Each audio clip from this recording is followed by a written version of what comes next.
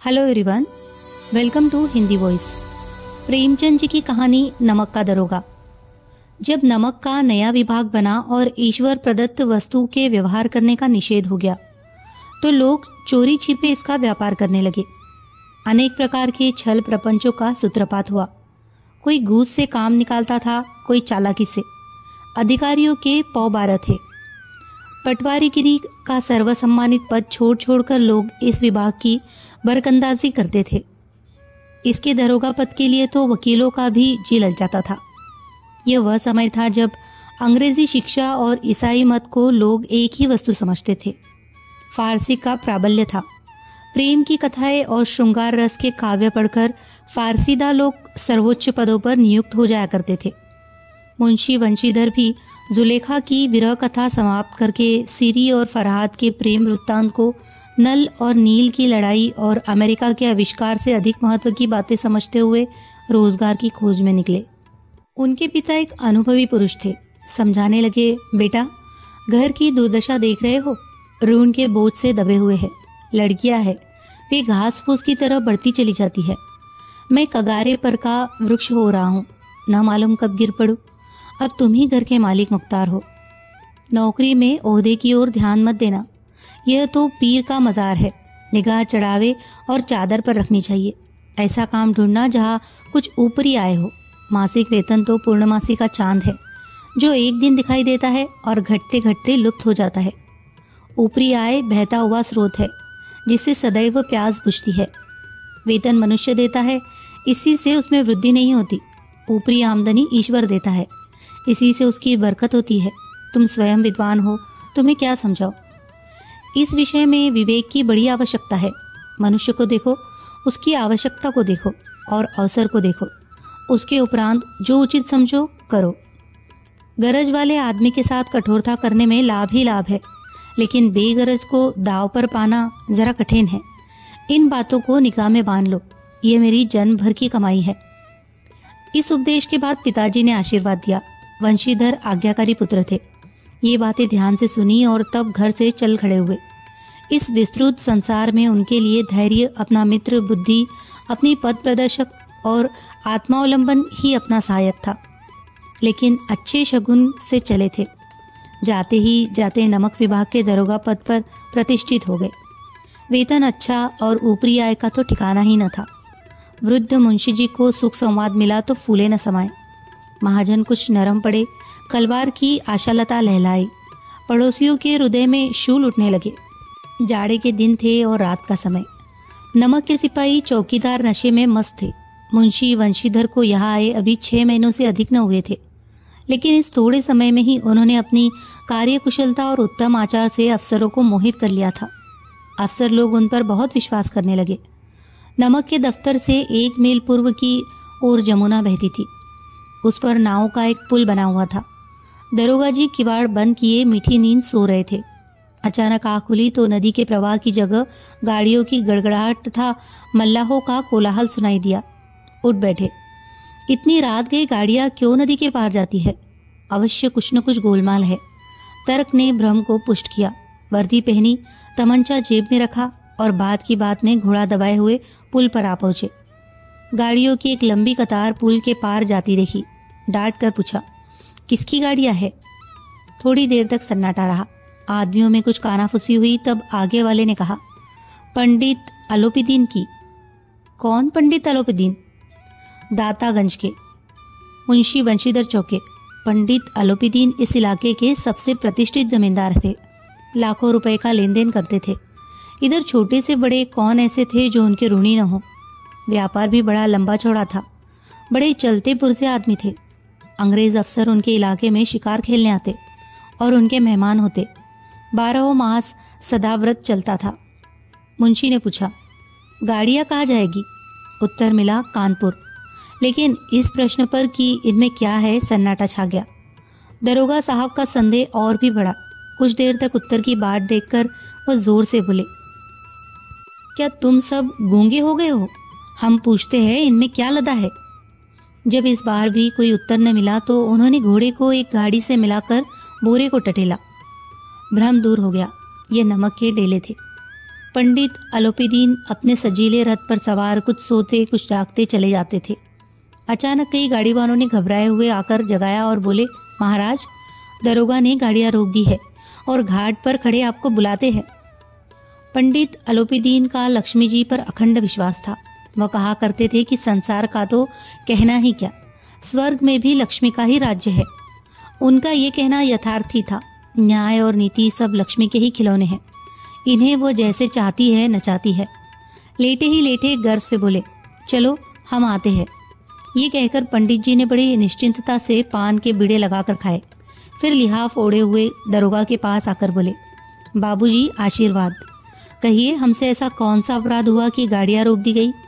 हम ब्राह्मणों पर तो आपकी कृपा दृष्टि रहनी चाहिए। वंशीधर रुखाई से बोले, सरकारी हुक्म। पंडित अलोपीदीन ने हंसकर कहा, हम सरकारी हुक्म को नहीं जानते और न सरकार को। हमारे सरकार तो आप ही है। हमारा और आपका तो घर का मामला है। हम कभी आपसे बाहर हो सकते हैं? आपने व्यर्थ का कष्ट उठाया। ये हो ही नहीं सकता कि इधर से जाए और इस घाट के देवता को भेंट न चढ़ावे। मैं तो आपकी सेवा में स्वयं ही आ रहा था। वंशीधर पर ऐश्वर्य की मोहिनी वंशी का कुछ प्रभाव न पड़ा। ईमानदारी की नई उमंग थी।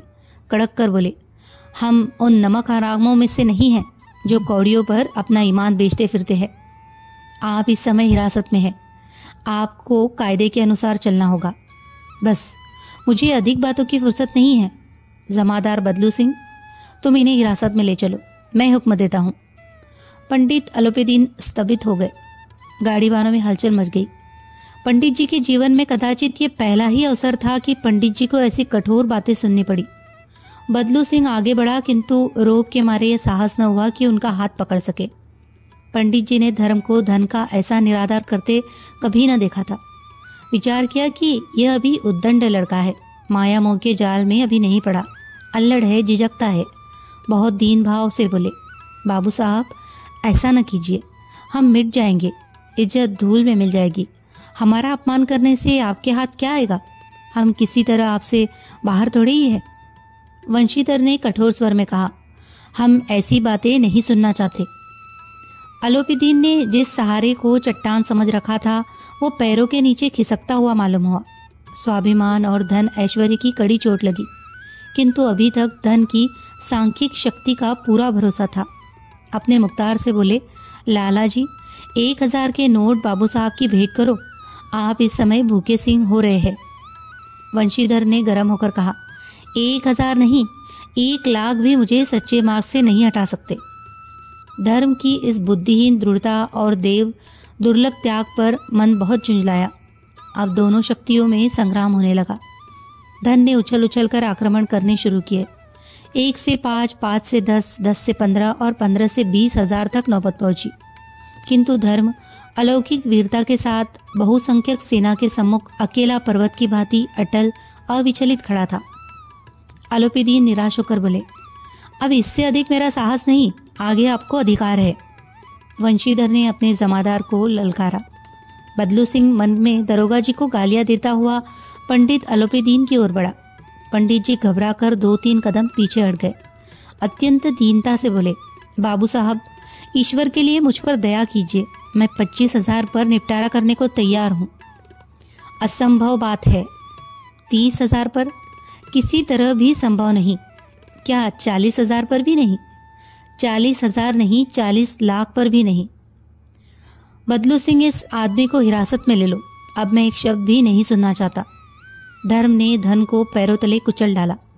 अलोपीदीन ने एक हष्टपुष्ट मनुष्य को हथकड़ियां लिए हुए अपनी तरफ आते देखा। चारों ओर निराश और कातर दृष्टि से देखने लगे। इसके बाद मूर्छित होकर गिर पड़े।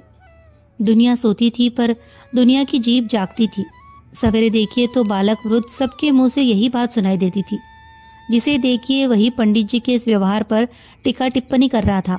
निंदा की बौछारें हो रही थी, मानो संसार से अब पापी का पाप कट गया। पानी को दूध के नाम से बेचने वाला ग्वाला, कल्पित रोज नामचे भरने वाले अधिकारी वर्ग, रेल में बिना टिकट सफर करने वाले बाबू लोग, जाली दस्तावेज बनाने वाले सेठ और साकार, यह सब के सब देवताओं की भांति गर्दनें चला रहे थे। जब दूसरे दिन पंडित अलोपीदीन अभियुक्त होकर कांस्टेबलों के साथ हाथों में हथकड़ियां, हृदय में ग्लानि और क्षोभ भरे लज्जा से गर्दन झुकाए अदालत की तरफ चले तो सारे शहर में हलचल मच गई। मेलों में कदाचित आंखें इतनी व्यग्र न होती। भीड़ के मारे छत और दीवार में कोई भेद न रहा। किंतु अदालत में पहुंचने की देर थी। पंडित अलोपीदीन इस अगाध वन के सिंह थे। अधिकारी वर्ग उनके भक्त, अमले उनके सेवक, वकील मुख्तार उनके आज्ञापालक और अर्दली, चपरासी तथा चौकीदार तो उनके बिना मोल के गुलाम थे। उन्हें देखते ही लोग चारों तरफ से दौड़ पड़े। सभी लोग विस्मित हो रहे थे, इसीलिए नहीं कि अलोपीदीन ने यह कर्म किया, बल्कि इसलिए कि वह कानून के पंजे में कैसे आए। ऐसा मनुष्य जिसके पास असाध्य साधन करने वाला धन और अनन्य वाचालता हो, वह क्यों कानून के पंजे में आए। प्रत्येक मनुष्य उनसे सहानुभूति प्रकट करता था। बड़ी तत्परता से इस आक्रमण को रोकने के निमित्त वकीलों की एक सेना तैयार की गई। न्याय के मैदान में धर्म और धन में युद्ध ठन गया। वंशीधर चुपचाप खड़े थे। उनके पास सत्य के सिवा न कोई बल था, न स्पष्ट भाषण के अतिरिक्त कोई शस्त्र। गवाह थे किंतु लोभ से डावाडोल। यहाँ तक कि मुंशी जी को न्याय भी अपनी ओर कुछ खिंचा हुआ दिख पड़ता था। वह न्याय का दरबार था, परंतु उसके कर्मचारियों पर पक्षपात का नशा छाया हुआ था। किंतु पक्षपात और न्याय का क्या मेल। जहाँ पक्षपात हो वहाँ न्याय की कल्पना नहीं की जा सकती। मुकदमा शीघ्र ही समाप्त हो गया। डिप्टी मजिस्ट्रेट ने अपनी तजवीज़ में लिखा, पंडित अलोपीदीन के विरुद्ध दिए गए प्रमाण निर्मूल और भ्रमात्मक है। वह एक बड़े भारी आदमी है। ये बात कल्पना के बाहर है कि उन्होंने थोड़े लाभ के लिए ऐसा दुस्साहस किया हो। यद्यपि नमक के दरोगा मुंशी वंशीधर का अधिक दोष नहीं है, लेकिन यह बड़े खेद की बात है कि उसकी उद्दंडता और विचारहीनता के कारण एक भले मानुस को कष्ट झेलना पड़ा। हम प्रसन्न हैं कि वह अपने काम में सजग और सचेत रहता है, किंतु नमक के मुकदमे की बड़ी हुई नमक से हलाली ने उसके विवेक और बुद्धि को भ्रष्ट कर दिया। भविष्य में उसे होशियार रहना चाहिए। वकीलों ने यह फैसला सुना और उछल पड़े। पंडित अलोपीदीन मुस्कुराते हुए बाहर निकले। स्वजन बांधवों ने रुपए की लूट की। उदारता का सागर उमड़ पड़ा। उसकी लहरों ने अदालत की नींव तक हिला दी। जब वंशीधर बाहर निकले तो चारों ओर उनके ऊपर व्यंग बाणों की वर्षा होने लगी। चपरासियों ने झुक झुक कर सलाम किए, किंतु इस समय तक एक कटु वाक्य, एक एक संकेत उनकी गर्वाग्नि को प्रज्वलित कर रहा था। कदाचित इस मुकदमे में सफल होकर वह इस तरह अकड़ते हुए न चलते। आज उन्हें संसार का एक खेदजनक विचित्र अनुभव हुआ। न्याय और विद्वत्ता, लंबी चौड़ी उपाधियां, बड़ी बड़ी दाढ़ियां, ढीले चोगे एक भी सच्चे आदर का पात्र नहीं है। वंशीधर ने धन से बैर मोल ले लिया था। उसका मूल्य चुकाना अनिवार्य था। कठिनता से एक सप्ताह बीता होगा कि मुअत्तली का परवाना आ पहुंचा। कार्यपरायणता का दंड मिला। बेचारे भग्न हृदय, शोक और खेद से व्यथित घर को चले। बूढ़े मुंशी जी तो पहले ही से कुड़बुड़ा रहे थे कि चलते चलते इस लड़के को समझाया था, लेकिन इसने एक न सुनी। सब मनमानी करता है। हम तो कलवार और कसाई के तगादे से बुढ़ापे में भगत बनकर बैठे और वहाँ बस वही सूखी तनख्वाह। हमने भी तो नौकरी की है और कोई ओहदेदार नहीं थे, लेकिन काम किया, दिल खोल कर काम किया। और आप ईमानदार बनने चले हैं। घर में चाहे अंधेरा हो, मस्जिद में अवश्य दिया जलाएंगे। खेद ऐसी समझ पर। पढ़ना लिखना सब अकारत था। इसके थोड़े ही दिनों बाद जब मुंशी वंशीधर इस दुरावस्था में घर पहुंचे और बूढ़े पिताजी ने समाचार सुना तो सिर पीट लिया। बोले, जी चाहता है कि तुम्हारा और अपना सिर फोड़ लूं। बहुत देर तक पछता कर हाथ मलते रहे। क्रोध में कुछ कठोर बातें भी कही, और यदि वंशीधर वहां से टल न जाता तो अवश्य ही यह क्रोध का विकट रूप धारण करता। वृद्ध माता को भी दुख हुआ। जगन्नाथ और रामेश्वर यात्रा की कामनाएं मिट्टी में मिल गई। पत्नी ने कई दिनों तक सीधे मुंह बात तक नहीं की। इसी प्रकार एक सप्ताह बीत गया। संध्या का समय था। बूढ़े मुंशी जी बैठे बैठे राम नाम की माला जप रहे थे। इसी समय उनके द्वार पर सजा हुआ रथ आकर रुका। हरे और गुलाबी पर्दे, पछैये बैलों की जोड़ी, उनकी गर्दन में नीले धागे, सींग पीतल से जड़े हुए। कई नौकर लाठियां कंधों पर रखे साथ थे। मुंशी जी अगवानी को दौड़े। देखा तो पंडित अलोपीदीन थे। झुककर दंडवत की और लल्लो चप्पो की बातें करने लगे। हमारा भाग्य उदय हुआ जो आपके चरण इस द्वार पर आए। आप हमारे पूज्य देवता है। आपको कौन सा मुंह दिखावे। मुंह में तो कालिक लगी हुई है, किंतु क्या करे। लड़का अभागा कपूत है, नहीं तो आपसे क्या मुँह छिपाना पड़ता। ईश्वर निसंतान चाहे रखे, पर ऐसी संतान न दे। आलोपीदीन ने कहा, नहीं भाई साहब, ऐसा न कहिए। मुंशी जी ने चकित होकर कहा, ऐसी संतान को और क्या कहो। आलोपीदीन ने वात्सल्यपूर्ण स्वर में कहा, कुल तिलक और पुरखों की कीर्ति उज्जवल करने वाले संसार में ऐसे कितने धर्मपरायण मनुष्य है जो धर्म पर अपना सब कुछ अर्पण कर सके। पंडित आलोपीदीन ने वंशीधर से कहा, दरोगा जी, इसे खुशामद न समझिए। खुशामद करने के लिए मुझे इतना कष्ट उठाने की जरूरत न थी। उस रात को आपने अपने अधिकार बल से अपनी हिरासत में लिया था, किंतु आज मैं स्वेच्छा से आपकी हिरासत में आया हूँ। मैंने हजारों रईस और अमीर देखे, हजारों उच्च पदाधिकारियों से काम पड़ा, किंतु परास किया तो आपने। मैंने सबको अपना और अपने धन का गुलाम बनाकर छोड़ दिया। मुझे आज्ञा दीजिए कि आपसे कुछ विनय करूं। वंशीधर ने आलोपीदीन को आते देखा तो उठकर सत्कार किया, किंतु स्वाभिमान सहित समझ गए कि ये महाशय मुझे लज्जित करने और जलाने आए हैं। क्षमा प्रार्थना की चेष्टा नहीं की, वरन उन्हें अपने पिता की यह ठकुर सुहाती की बात असह्य सी प्रतीत हुई। पर पंडित जी की बातें सुनी तो मन की मैल मिट गई। पंडित जी की ओर उड़ती हुई दृष्टि से देखा, सद्भाव झलक रहा था। गर्व ने अब लज्जा के सामने सिर झुका दिया। शर्माते हुए बोले, यह आपकी उदारता है जो ऐसा कहते हैं। मुझसे जो कुछ अविनय हुई है उसे क्षमा कीजिए। मैं धर्म की बेड़ी में जकड़ा हुआ था, नहीं तो वैसे मैं आपका दास हूँ। जो आज्ञा होगी वो मेरे सिर माथे पर। आलोपीदीन ने विनीत भाव से कहा, नदी तट पर आपने मेरी प्रार्थना नहीं स्वीकार की थी, किंतु आज स्वीकार करनी पड़ेगी। वंशीधर बोले, मैं किस योग्य हूँ, किंतु जो कुछ सेवा मुझसे हो सकती है उसमें त्रुटि न होगी। आलोपीदीन ने एक स्टाम्प लगा हुआ पत्र निकाला और उसे वंशीधर के सामने रखकर बोले, इस पद को स्वीकार कीजिए और अपने हस्ताक्षर कर दीजिए। मैं ब्राह्मण हूँ, जब तक ये सवाल पूरा न कीजिएगा द्वार से न हटूंगा।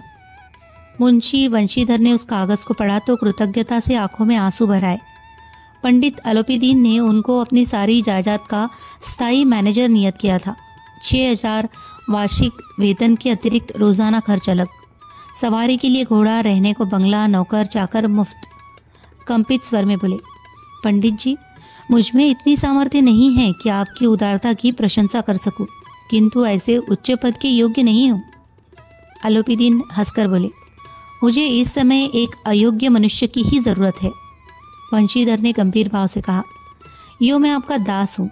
आप जैसे कीर्तिवान सज्जन पुरुष की सेवा करना मेरे लिए सौभाग्य की बात है, किंतु मुझमें न विद्या है, न बुद्धि, न स्वभाव जो इन त्रुटियों की पूर्ति कर देता है। ऐसे महान कार्य के लिए एक बड़े मर्मज्ञ अनुभवी मनुष्य की जरूरत है। आलोपीदीन ने कलमदान से कलम निकाली और उसे वंशीधर के हाथ में देकर बोले, न मुझे विद्वत्ता की चाह है, न अनुभव की, न मर्मज्ञता की, न कार्य कुशलता की। इन गुणों के महत्व को खूब पा चुका हूँ। सौभाग्य और सुअवसर ने मुझे वह मोती दे दिया जिसके सामने योग्यता और विद्वत्ता की चमक फीकी पड़ जाती है। ये कलम लीजिए, अधिक सोच विचार न कीजिए, दस्तखत कर दीजिए। परमात्मा से यही प्रार्थना है कि वह आपको सदैव वही नदी के किनारे वाला बेमुरव्वत, उद्दंड, कठोर परंतु धर्मनिष्ठ दरोगा बनाए रखे। वंशीधर की आंखें डबडबाई। हृदय के संकुचित पात्र में इतना एहसान न समा सका। एक बार फिर पंडित जी की ओर भक्ति और श्रद्धा की दृष्टि से देखा और कांपते हुए हाथ से मैनेजरी के कागज पर हस्ताक्षर कर दिए। आलोपीदीन ने प्रफुल्लित होकर उन्हें गले लगा लिया। कहानी अगर आपको पसंद आई हो तो प्लीज़ इसे लाइक करें, शेयर करें और कमेंट करें, और हमारे चैनल को सब्सक्राइब भी कर लीजिए। धन्यवाद।